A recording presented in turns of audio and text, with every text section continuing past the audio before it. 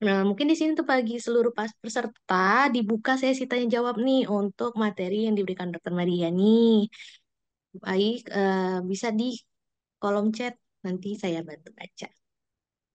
Ayo, ini informasinya bagus juga, Bang. Yang mau bertanya dipersilakan. Mumpung ada expertnya di sini. Oh iya nih tadi sebelumnya yang ada pertanyaan dari sesi pertama mungkin bisa kita tampilkan ya di sini yang tadi pertanyaan dari Bidan Verena, jenis minyak apa aja yang dapat digunakan pada bayi yang kulitnya sensitif ketika kita melakukan massage. Mungkin bisa dibantu dari versi Dokter Maria bagaimana? Oh, oke. Terima kasih pertanyaannya, Mbak Bidan Verena. Kurang lebih sama jawabannya seperti Dokter Kauri bahwa sangat disarankan untuk menggunakan minyak yang berbahan alami. Pilihannya tadi sudah disebutkan argan oil, bisa juga yang berbahan olive oil. Em, Kemudian ada juga beberapa sumber yang menyebutkan VCO, virgin coconut oil. Tetap kembali, em, intinya adalah kalau pada anak yang satu bisa beda responnya pada anak yang lain ya. Jadi saya juga baru banget dapat pasien tadi siang, usia 5 bulan pijat pertama kali, dan udah disampaikan nih bahwa anaknya ini memang alergi minyak telon. Em, dari yang mijet juga udah tahu. Tapi ini penurut orang tuanya ya, ternyata em, petugas yang mijet ini sebelumnya pakai minyak telon ke klien yang sebelumnya. Dan pada saat ke klien baby yang pasien saya ini ternyata nggak cuci tangan. Jadi pasien saya ini usianya 5 bulan mengalami iritasi di sepanjang punggungnya. Kulitnya kemerahan, tetapi di bagian kulit lainnya enggak. Karena tadi ternyata setelah pakai minyak telon dari klien sebelumnya, nggak cuci tangan, terus melakukan pijat pada pasien saya ini, bagian area yang pertama kali adalah bagian punggungnya. Nah, setelah itu baru deh, setelah punggungnya selesai, bagian tubuh yang lain, dia udah pakai minyak yang alami. Kemarin pakainya virgin coconut oil, dan ternyata bagian kulit lain tidak mengalami iritasi, gitu. Jadi, poinnya adalah sebaiknya tidak menggunakan minyak telon, ya. Kemudian yang kedua, minyak dengan berbahan alami, tadi bisa argan oil, bisa olive oil, bisa VCO, virgin coconut oil, tapi tetap perhatikan respon. Ketika sudah terjadi iritasi, hentikan. Dan ini emang perlu perlu konsultasi dan perlu pilih-pilih juga, istilahnya trial and error. Karena walaupun bahannya alami, pada satu anak mungkin baik-baik saja, tapi pada anak yang lain bisa menimbulkan iritasi. Semoga bisa menjawab ya. Terima kasih banyak dokter. Oh ini ada pertanyaan dok dari Bidan Verena lagi. Izin bertanya kembali, penata laksanaan untuk bayi yang mengalami biang keringat bagaimana ya dok? Dan apakah dapat menggunakan krim baby atau diaper rash? Ini bisa dijawab. Oke. Bayi pada bayi yang baru lahir sangat rentan dan sangat mungkin mengalami yang namanya biang keringat. Kenapa? Karena salurannya masih kecil nih, dan em, tadi kulitnya masih sangat tipis sehingga sangat berisiko. Tata laksananya gimana? Sebenarnya ketika em, derajatnya ringan, jadi istilah medisnya untuk biang keringat itu ada namanya miliaria. Miliaria ada yang tahap ringan, miliaria em, kristalina, itu modelnya kayak tetesan hujan, tetesan. Jadi bintik-bintik tapi kayak tetesan, jadi isinya jernih ya. Kemudian yang kedua miliaria rubra. Jadi bukan kayak tetesan tapi udah mulai merah nih, warna bintik-bintiknya merah. Nah, itu yang level middle atau level derajatnya sedang. Dan untuk level yang berat ada yang namanya miliaria profunda, itu yang udah sampai kalau dilihat bintik-bintiknya tuh udah kayak putih warnanya ya, udah itu udah infeksi bakteri. Nah, kalau tahapannya yang ringan, kristalina, miliaria kristalina, itu cukup dengan mandikan bayi pakai dengan sabun yang sesuai. Pastikan kulit bayi selalu kering. Kalau basah karena keringat, diganti bajunya. Pastikan suhu ruangannya nyaman untuk bayi, tidak panas ya. Boleh kok pakai kipas angin, tapi kipas angin nggak disusurin langsung ke bayi. Kipas anginnya dipantulkan ke dinding. Jadi diarahin kipas anginnya arah ke dinding. Jadi bayi hanya mendapatkan pantulan dari anginnya saja. Kemudian, kalau memang derajatnya sudah yang rubra atau profunda, yang levelnya sudah sedang ke berat, perlu penanganan penggunaan krim atau salep antibiotik. Ya, tapi penata laksanaan umumnya tetap prinsipnya jaga kulit bayi tetap kering, pastikan kalau keringat atau bajunya basah segera dikeringkan dan segera diganti, dan mulai pakai pelembab. Untuk bayi baru lahir tetap disarankan boleh ya, dengan syarat tadi, tanpa pewangi, gunakan 2 kali sehari, kalau bisa dermatology approved, dan dioleskan setelah mandi pada saat kulit bayi lembab. Kalau memang dapatnya yang sudah tipe berat, sebaiknya langsung konsultasikan ke dokter supaya penanganannya lebih cepat. Karena itu nggak nyaman banget loh untuk bayi. Kalau yang tipe ringan sih, bayi mungkin nggak akan ngerasa gimana-gimana. Tapi kalau udah yang tipe sedang atau yang profunda, udah sampai ada infeksi bakteri, nah itu apalagi pada bayi, itu harus segera dikonsultasikan. Semoga bisa menjawab, Nabi dan Verena. Baik, Oh, mungkin maaf, saya mau nambahin yang tadi. Boleh nggak pakai krim baby atau diaper, krim diaper ya? Bahan aktifnya beda sih. Kayak tadi saya bilang, bahan aktif dari diaperes itu kan banyaknya zinc oxide. Jadi kalau boleh apa enggak, sebenarnya tidak disarankan. Tetap pakai pelembab biasa untuk mengatasinya. Kalau dia tipe ringan, secara umum nggak perlu dioleskan apa-apa. Kalau tipe yang sedang sampai berat, justru direkomendasikan pakainya salep atau krim antibiotik yang pastinya setelah mendapat petunjuk dari dokter. Terima kasih. terima kasih banyak dokter. Oh ya dok, mungkin bisa ada pertanyaan dari saya sendiri ya dok. Misalnya nih anak-anak dia tuh ada kondisi khusus kayak misalnya hiperhidrosis kan ini banyak nih orang tua yang ngeluh nih bau keringat dan segala macam. Apakah ada pemilihan khusus untuk biar kayak ngurangin keringatnya gitu atau juga bisa gimana caranya biar nggak bau badan lah intinya. Oke, ini soal deodoran ya. Ngomongin soal air deodoran atau antiperspiran. Mungkin kalau dokter Kaori yang kayak tahu juga boleh boleh banget nih saya, kita perlu dapat insight juga nih dari dermatologis dokter kulit. Tapi kalau dari Ikatan Dokter Anak Indonesia belum ada rekomendasi terkait penggunaan deodoran atau antiperspiran. Cuman sekarang memang banyak banget produknya, produk yang sudah mulai mengeluarkan produk anak-anak mengeluarkan produk deodoran. Kalau untuk anak yang aman, kebanyakan dipakai boleh usia di atas 7 tahun. Kebanyakan produk-produknya di atas usia 7 tahun. Kemudian cara milihnya hindari produk yang mengandung paraben atau aluminium. Jadi mesti dibaca baik-baik kandungannya. Kemudian pilih yang mengandung magnesium atau talc. Jadi itu membantu untuk menyerap keringat ya. Dan lebih disarankan yang stick atau roll on. Kita tahu ya kalau untuk dewasa ada yang produknya lotion, tapi kalau untuk anak dari literatur yang sejauh ini coba saya cari-cari dan sempat saya baca adalah lebih direkomendasikan yang deodoran stick atau roll on. Kemudian kalau jadi ada dua deodoran itu untuk mengurangi bau. Kalau ada lagi produk kalau uh, teman-teman rekan-rekan di sini pada dengan antiperspiran. Jadi kalau antiperspiran itu untuk mengurangi keringat berlebih. Biasanya yang alami itu pakai tawas ya, yang alami gitu. Um, Balik lagi prinsipnya, pastikan di monitor reaksi yang terjadi ketika anak menggunakan produk tersebut.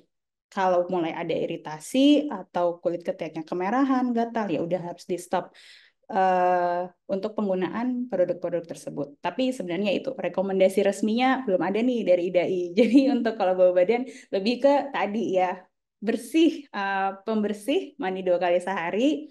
Kalau pakaiannya basah atau kotor langsung diganti, basah karena keringat terutama juga harus diganti, dan pakai pakaian yang berbahan katun yang menyerap keringat. Semoga bisa menjawab ya Dokter Miftah. Terima kasih banyak dokter untuk jawabannya. Mungkin di sini ada lagi yang mau bertanya dari para peserta. Kita dengar Dokter Kauri kalau ada masukan dari Oh iya, dermatologis nih bener, soal deodoran atau bener. antiperspiran. Oh ya boleh, Gimana nih? kalau misalnya dokter Kauri, dipersilakan dok. Sebetulnya ini sih ya, overall sih setuju ya sama Dokter Maria. Cuman kalau buat anak gitu ya, mungkin boleh ya dok, kita mulai mengenalkan gitu ya untuk pakai produk-produk ya entah deodoran ya seperti itu. Ketika memang sudah dirasa butuh ya, biasanya kalau sudah mulai anak usia sekolah gitu ya, biar kalau pulang sekolah ini nggak bau banget gitu ya rasanya ya. Itu boleh sebetulnya ya mulai diperkenalkan karena kayaknya sekarang juga udah mulai banyak produk-produk deodoran yang memang diformulasikan khusus buat anak-anak gitu ya. Jadi berbeda biasanya dibandingin dengan kandungan yang ada untuk produk di orang dewasanya. Dan consider safe juga sih.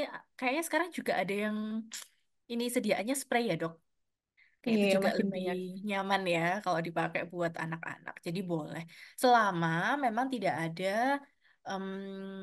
ini ya, tidak ada gangguan yang sangat berat gitu ya. Artinya mungkin kalau misalnya sudah ada tanda-tanda kayak kok produksi keringatnya sangat berlebih gitu ya. Jadi arahnya nanti ke hyperhidrosis gitu yang bisa juga akan lead ke bromhidrosis itu tadi ya atau jadinya bau badan gitu. Tapi kalau untuk orang dewasa gitu ya yang sekarang juga sudah mulai banyak di ini ya dikembangkan ya kalau di kasus-kasus yang untuk hyperhidrosis ataupun bromhidrosis itu adalah ya selain kita menggunakan produk antiperspiran ya kalau untuk keringat berlebih itu juga bisa kita lakukan injeksi botulinum toksin. Ya, jadi itu lumayan efektif. Mungkin kalau yang banyak diketahui, oh botulinum toksin ini buat kerut-kerut aja gitu ya, buat kerutan-kerutan gitu kan. Tapi sebetulnya dia juga efektif loh kalau untuk kasus-kasus hyperhidrosis. Terutama kalau memang sudah mulai mengganggu ya. Apalagi kalau untuk orang dewasa gitu mungkin yang ada underlying condition misalnya ada panic attack mungkin gitu ya. Jadi pas mau tampil atau mau perform dia kok keringatnya berlebih gitu ya. Maka bisa tuh dibantu untuk kontrol. Salah satunya adalah dengan injeksi botulinum toxin gitu. Baik, terima kasih banyak dokter Auri dan juga dokter Maria. Oh, ini ada pertanyaan nih dok untuk dokter Maria kayaknya. Dok, izin bertanya, bagaimana hilangkan bekas gigitan nyamuk yang menghitam pada kulit kulit anak? Oh, mungkin bisa dijawab nih dok. Oke, saya jawab dari sisi anak ya, dari sisi dokter anak. Sejauh ini belum ada rekomendasi resmi dari Ikatan Dokter Anak Indonesia terkait krim penghilang bekas luka pada anak. Em, Kebanyakan kalau pasien saya akan edukasi bahwa akan menghilang dengan sendirinya. Kayak tadi, saya sempat jelaskan bahwa lapisan melanin kulit pada anak lebih tipis dan akan meningkat sering dengan usia, sehingga lama-kelamaan bekas warna menghitam pun akan menghilang. Cuman mungkin ini kadang orang tuanya yang agak kurang sabar ya. Tapi tapi kalau beneran deh, tapi akan menghilang kecuali kalau pada anak yang memang ada istilahnya prurigo ya. Jadi dia hipersensitif terhadap gigitan nyamuk. Jadi digigit nyamuk eh, pada anak ini dia lebih sensitif sehingga kayaknya banyak banget tuh bentol-bentolnya hitam. Nah, biasanya ini juga orang tua udah mulai concern, udah mulai khawatir. Apalagi kalau anaknya cewek, banyak bekas luka hitam di kaki itu udah mulai mikir, aduh gimana nanti besarnya kalau lukanya tetap oh, bekas hitamnya masih ada. Tapi sejauh ini pengalaman saya adalah akan memudar dengan sendirinya. Mungkin saya juga butuh ini backup atau butuh ini nih yang lebih expert dari dermatologisnya nih, Dokter Kauri. Em, Sebetulnya sih sama ya dok. Aku setuju bahwa kalau justru bekas luka apapun itu selama dia problemnya hanya di pigmentasi ya, bukan di tekstur, itu kalau di anak-anak akan relatif lebih cepat hilang sih dibandingkan orang dewasa. Cuman tadi tetap perlu diingat ya bahwa secepat-cepatnya itu pasti harus ngelaluin proses regenerasi kulit dulu gitu kan. Dan harus dipastikan bahwa dia tidak ada kondisi inflamasi baru atau peradangan baru. Kadang namanya anak-anak ya dok, mungkin kondisinya gitu ya. Yang pertama dari permasalahan pertamanya nih yang gara-gara bekas gigitan nyamuk ini sebetulnya sudah hilang gitu. Tapi dia ada kena permasalahan kulit yang lain gitu, kondisi dermatitis yang lain gitu misalnya. Ya maka pasti resikonya akan muncul kembali gitu ya bekas-bekas yang baru itu. Tapi sebetulnya tidak terlalu berbahaya juga dan saya setuju bahwa mungkin hanya perlu dioptimalkan dengan penggunaan pelembab-pelembab saja selama em, ini tidak meninggalkan bekas scar ya.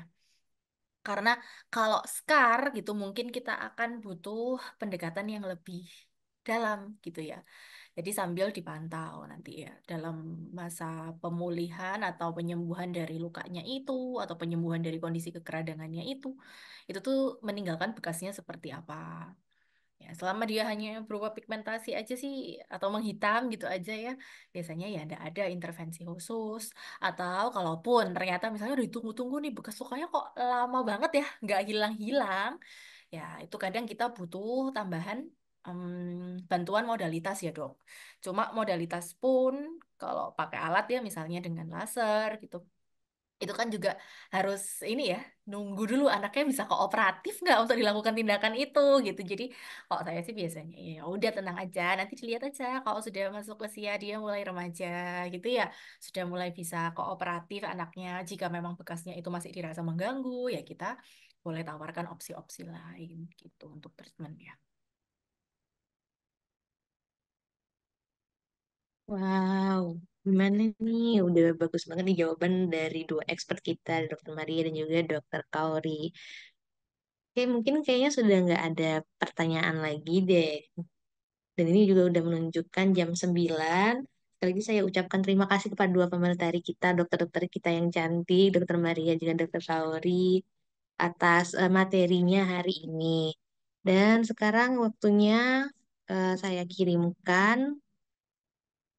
Ini ada link evaluasi dan juga sebagai link absensi untuk para semua peserta.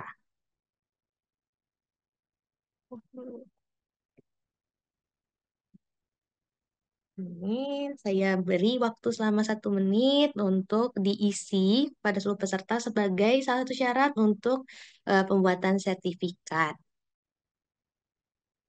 Oke. Terima kasih banyak dokter. Dan juga tadi yang udah ikut challenge buat Instagram Story, jangan lupa di tag Ingenio Indonesia. Nanti bakal akan diumumin pemenangnya itu hari Senin tanggal 18 September ya. Oke, terima kasih kepada pemateri dan juga para peserta yang sudah hadir pada malam ini. Kita tunggu 1 menit untuk pengisian link evaluasi, baru saja nanti akan kita tutup.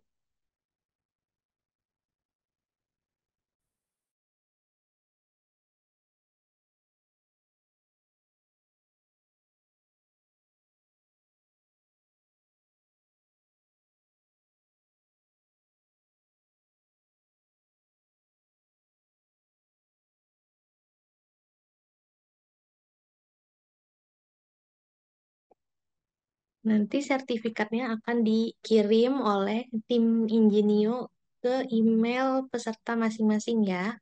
Jadi jangan lupa untuk diisi linknya. Bagi yang baru masuk, aku kirim ulang ya linknya.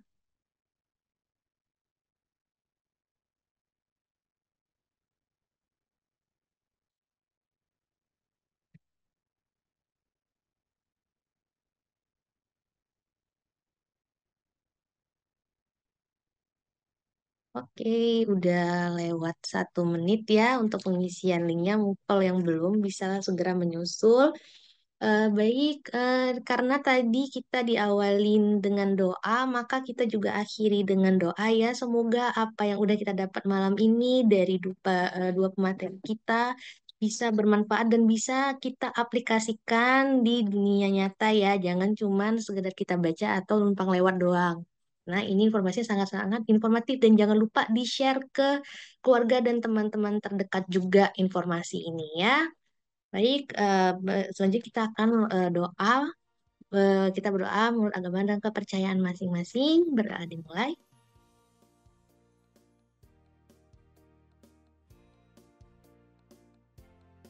Baik, berdoa selesai.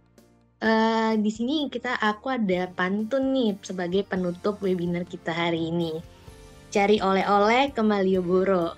Kalau bimbel dan update ilmu tentunya pilih Ingenio. Baik, selamat malam semuanya. Terima kasih. Saya Miftah sebagai moderator webinar medis dan awam Ingenio Indonesia pada malam ini. Saya pamit undur diri. Saya kembalikan ke Andi. Selamat malam.